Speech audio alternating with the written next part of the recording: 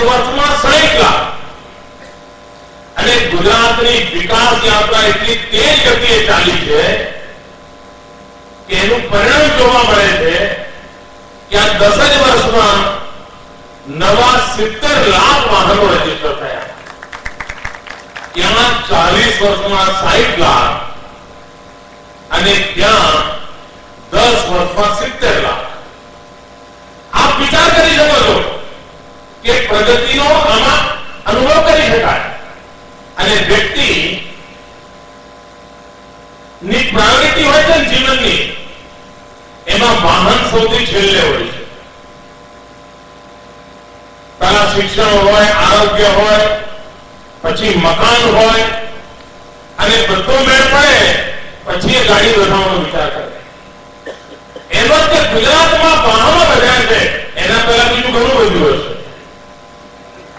આ વિકાસની પારાશીશી છે અને આ આંકડો બતાવે છે કે આપણે બીજા કોઈ પ્રમાણપત્ર લેવા જવું ના જવું પડે કે વિકાસ થયો છે નથી થયો, કોનું સર્ટિફિકેટ લેવા જવું ન પડે. હવે જો આટલું મોટું ભારણ રહેતું હોય તો ટેકનોલોજી હોય તો જ એને દેખાવી છે. બધી જ બાબતો ડિજિટલ સિસ્ટમમાં આપણે સેટ કરવાના છીએ.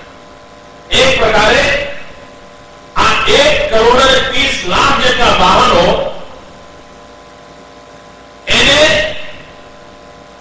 પેપરલેસ ઓફિસનો હિસ્સો બનશે, એક કમ્પ્યુટરમાં હિસ્સો બનશે અને એક સ્થિતિ એવી આવશે કે તમે કોઈ પણ વાહનની માહિતી SMS કરો તો તમારા મોબાઈલ પર એ વાહનની આખી જન્મપત્રી નીકળી આવશે.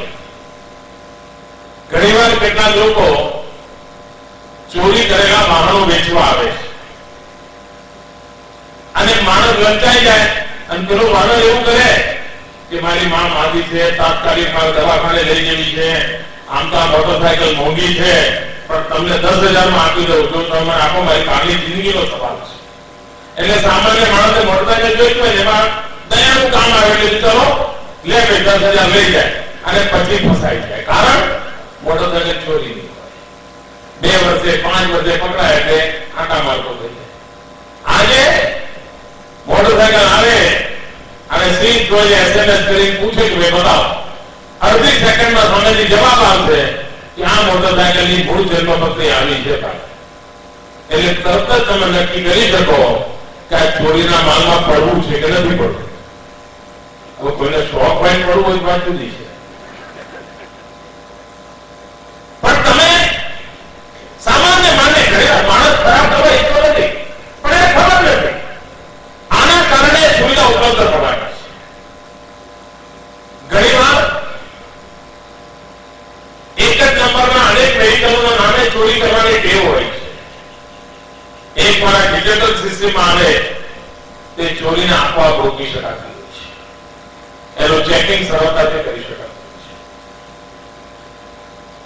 અને કોઈ પણ વ્યક્તિ ઘરે બેઠા ચેક કરી શકે કે ટેકનોલોજીકલ એક્સેસિબિલિટી રહેવાની છે. આનો લાભ સામાન્ય